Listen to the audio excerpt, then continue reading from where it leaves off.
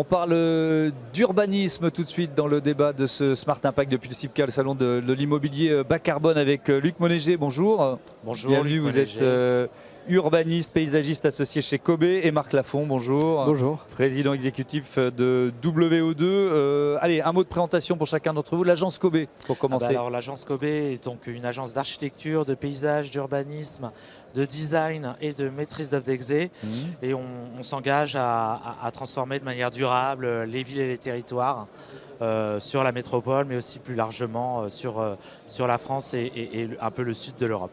Ouais, donc ça fait un champ d'action assez vaste. WO2, c'est un promoteur immobilier, c'est ça ? C'est une boîte exactement qui fait de la promotion bas carbone. Donc on développe et on commercialise des immeubles bas carbone.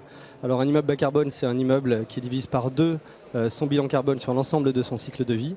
Et donc les modes constructifs qu'on a mis au point depuis maintenant 10 ans chez WO2 tendent à diviser l'empreinte carbone par un facteur 2 à 3 par rapport à des immeubles traditionnels.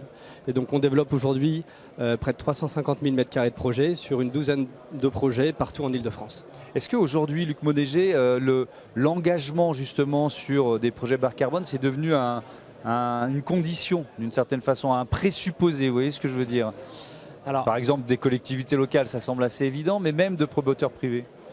Alors nous, en tant que aussi urbanistes et coordonnateurs de nouveaux quartiers tels que le Fort d'Aubervilliers ou d'autres, ou aussi sur le village des athlètes, on s'engage aussi à réfléchir d'abord sur les éléments qu'on va pouvoir conserver du site. Et pas forcément que sur ce qu'on va construire, parce que ça participe largement justement à améliorer le bilan carbone de nos opérations. La non-démolition, la conservation, la réhabilitation font partie des éléments qui sont les premières choses qu'on regarde. Donc après, évidemment, quand on est acteur de la construction sur nos projets, on s'amène à réfléchir le plus largement possible et le plus précisément possible pour prescrire des modes constructifs. Et c'est vous qui êtes à l'origine de cette proposition, ou ce sont vos clients qui disent « Attendez, nous de toute façon on ne veut rien voir ». Alors c'est votre spécialité, mais on ne veut plus rien voir d'autre que du bâtiment durable, de l'urbanisme durable. Par chance, effectivement, c'est une commande maintenant qui est de plus en plus intégrée à la demande de nos maîtres d'ouvrage ou de nos commanditaires.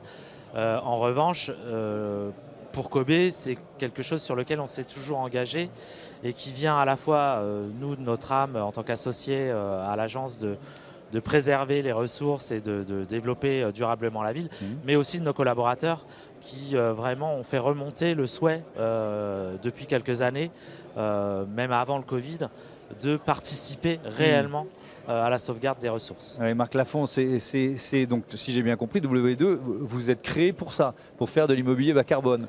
Exactement. C'était il y a combien de temps ? Alors la boîte a été créée en 2014 sous le nom Woodeum à l'époque. Woodeum était la partie résidentielle qui a été cédée depuis Altaria Cogedim. Et WO2 a été créé en 2017 pour développer les projets mixtes ou tertiaires. Donc en 7 ans, vous avez vu l'évolution ?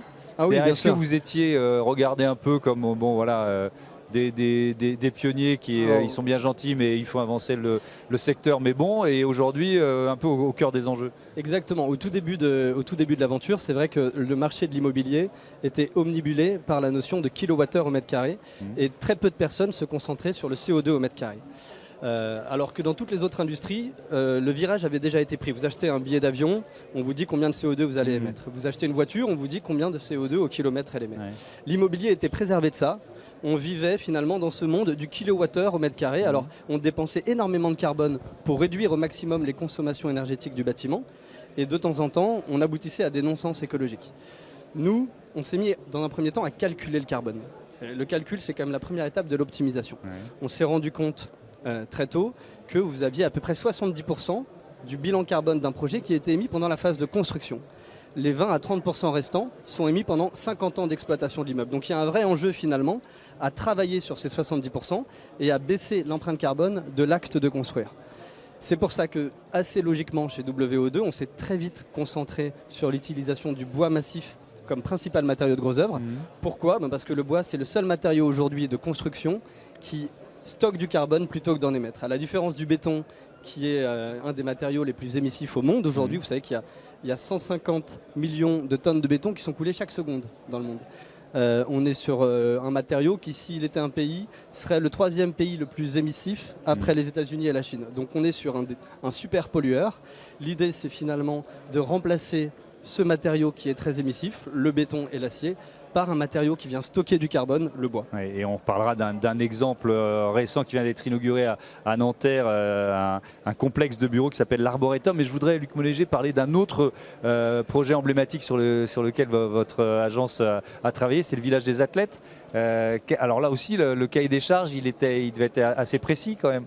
Alors le cahier des charges, il était effectivement très précis et très ambitieux, Ouais. et on s'est attaché à y répondre au maximum. Alors s'il s'agit d'aborder la question du bilan carbone de cette opération, évidemment qu'on n'était pas non plus seul sur l'opération. Bien sûr. On est, sur cette opération, on est coordonnateur urbaniste, Ouais. on est aussi architecte.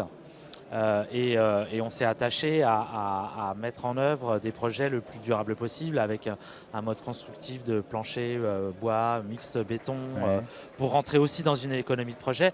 Mais j'ai envie de dire qu'effectivement, on a poussé au maximum de ce qui techniquement et financièrement était possible de faire pour améliorer le bilan carbone de cette opération. Ouais. Mais d'un point de vue plus large, au-delà du simple bilan carbone, d'un point de vue de la durabilité, de l'acceptabilité de ce projet, Ouais. on a été amené à envisager sa deuxième phase. C'est ce que j'allais vous demander. Qu'est-ce qui devient après, son héritage, puisqu'il s'agissait effectivement de prévoir la deuxième vie de ce projet pour avoir des modes constructifs évolutifs, pouvoir abattre des cloisons, retravailler les cellules de logement et offrir à la fois un quartier qui soit accepté par les résidents tout autour. Donc de trouver un air de famille, d'avoir aussi une identité, de communiquer auprès des locaux pour aussi d'un point de vue sociétal, qui comprennent en quoi ce projet était bénéfique pour eux. Et puis au-delà de faire simplement des chambres pour des athlètes, de réfléchir à l'évolutivité de chacun. Mais alors de ces justement, c'est une vraie question de curieux. Il a vécu sa première vie, ce bâtiment, village des athlètes. Il va devenir quartier habité. On est dans l'entre-deux, là, ça va prendre un peu de temps. Alors effectivement, là, il est en train d'être réorganisé, réorganisé, c'est ça, ou réhabilité. On est sur la deuxième phase de cette, donc la phase importante de cet héritage. Mais au-delà de, effectivement, et ça va devenir un véritable quartier de vie. On aura à la fois du logement social, on a replacé dans notre îlot Belvédère la crèche au centre de l'opération pour qu'il y ait un équipement public qui soit fédérateur pour tous ces logements et qui soit quelque part qui recrée une vie de quartier et un lieu de vie, pas que être dans le pur technologique à démontrer qu'on est avec un bilan carbone positif. Ouais, effectivement. Alors parlons de cet arboretum, Marc Lafont, complexe de bureaux en bois à Nanterre. Il y a eu une visite, inauguration récente du président de la République. Donc Oui, c'est dire s'il est devenu emblématique cet arboretum. Quelles sont ses caractéristiques ? Alors, outre le fait qu'en effet, il a été inauguré par Emmanuel Macron il y a 2 semaines, vous savez que c'était la première fois qu'un président de la République inaugurait un immeuble de bureau depuis 1989. C'était pas arrivé. Et à l'époque, il me semble, c'était Bercy. Ouais. Je suis pas sûr que ce soit bon signe parce que je pense que nos décideurs devraient s'occuper un peu plus du logement. Mais ça, c'est autre chose. Mais pourquoi Emmanuel Macron vient voir cette opération et pourquoi cette opération est emblématique ? Dans un premier temps, c'est le plus grand projet en bois massif au monde actuellement. C'est un projet qui est en fait un manifeste écologique, à la fois pour les utilisateurs qui vont l'investir à partir de tout début 2025, mais également finalement pour l'ensemble des parties prenantes qui ont participé à ce projet. Ce projet, il est emblématique puisque dans un premier temps, c'est la transformation d'un quartier. On est sur une assiette foncière initiale qui faisait 17 hectares. L'Arboretum, c'est 8 hectares de campus privé, dont 6 hectares de parc en pleine terre. Donc on est venu transformer une friche industrielle imperméable. C'était une papeterie avant, c'est ça ? Exactement, c'était les papeteries de la Seine. Donc c'est une usine historique qui fabriquait la pâte à papier, puis c'est devenu ensuite une imprimerie.